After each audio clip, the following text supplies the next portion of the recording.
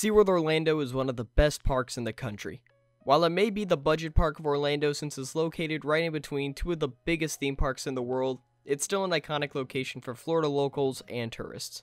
Recently, the park has changed its focus from animal encounters to thrill rides, and when it comes to roller coasters, SeaWorld is the place to go in Orlando. With rides like Mako, Kraken, and Manta, and the upcoming Icebreaker, this park is the coaster capital of Orlando.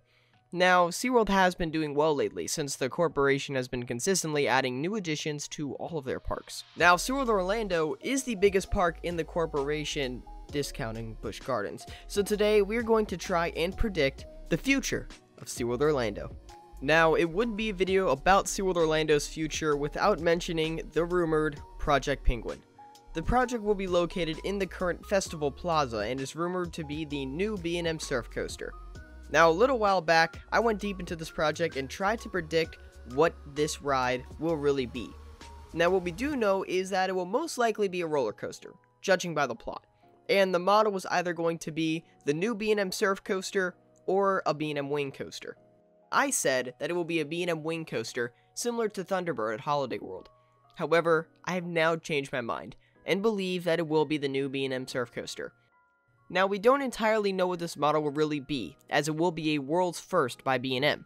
We've heard rumors of either a modern stand-up coaster, a stand-up coaster but you face the side of the track, or some kind of fourth dimensional coaster similar to X2.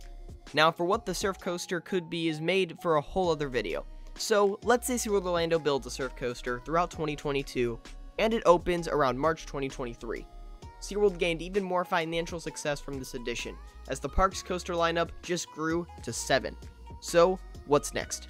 When everybody goes to check out Icebreaker, right across the midway that everybody seems to forget about, except true SeaWorld fanatics like myself, is the dark ride known as Wild Arctic.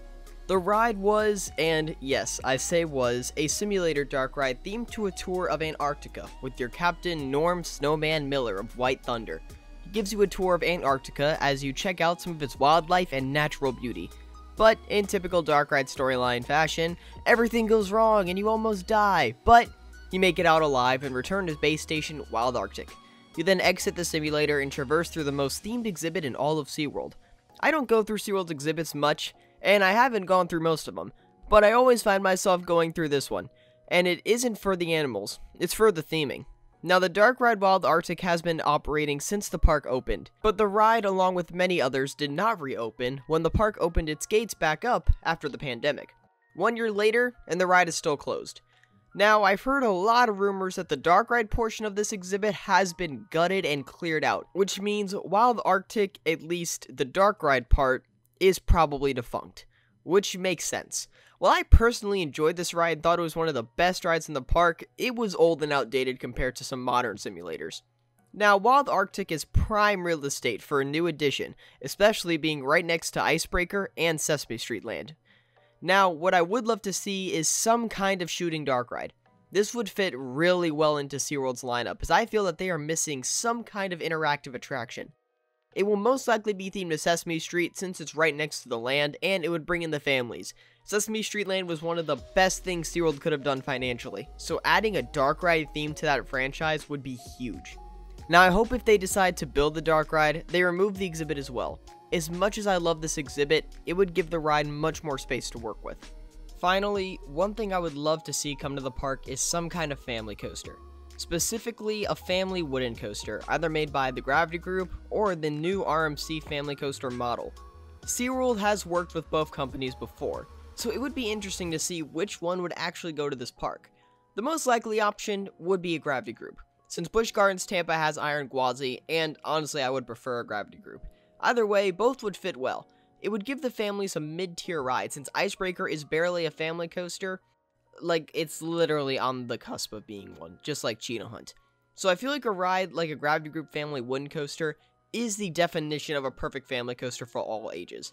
I would love to see a small and less intense family coaster come to the park to even out the gaps. Now, where would it go? I think it would go somewhere by Turtle Trek. Turtle Trek was a 3D show inside of a dome. It was really well done, but the show itself with the 3D effects hasn't operated since early 2019. So I feel that it's time for it to go. If not, there's a lot of space around that area, and literally nothing is there. A lot of prime real estate is around that, and no one goes by that side of the park. So adding something there, just like SeaWorld did for Icebreaker, would be perfect. So there we have it. This is what I believe will be coming to SeaWorld Orlando in the near future. Let me know what you guys think could be coming to this astonishing park, and let me know what you guys want to see come to SeaWorld Orlando. I mean, we all have our own opinions, so let me know what you guys think will fit best into this park. If you haven't already, please subscribe.